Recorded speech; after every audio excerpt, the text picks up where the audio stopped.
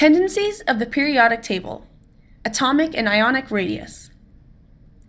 The periodic table is extremely useful in helping us predict the size of atoms or ions. We characterize the size of an atom by its atomic radius. Generally, the atomic radius tends to increase depending on the period or row in which the element is found.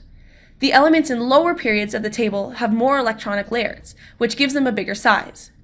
Similarly, elements get smaller as we go from left to right on the periodic table. This is explained because elements on the right have a bigger positive nuclear charge, which means the surrounding electrons are pulled more strongly towards the nucleus, decreasing the size of the atom. Here's how to solve this kind of problem. First, note that sodium is the lowest on the periodic table compared to the other elements. That means it has one electronic layer more than the others, so it will have the biggest radius, and will be the last on the ascending list. Next, we analyze elements that are found in the same period, so oxygen, fluorine, and neon. The smallest atom will be the one with the biggest nuclear charge that will pull most strongly on its surrounding electrons. Neon is the smallest on the list, followed by fluorine and oxygen.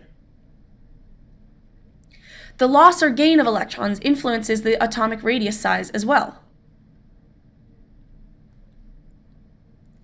Looking at these ions, we see that they are all isoelectronic.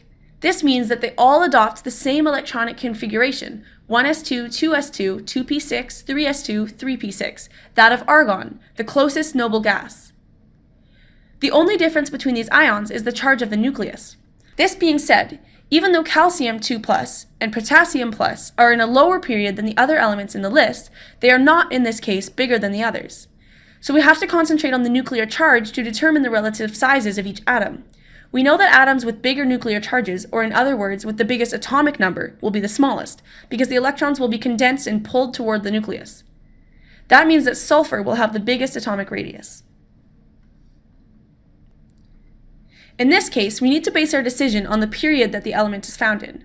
Remember that the period represents the number of electronic layers around the nucleus of each atom, so the lower the period on the table, the more the elements in that period will take up space.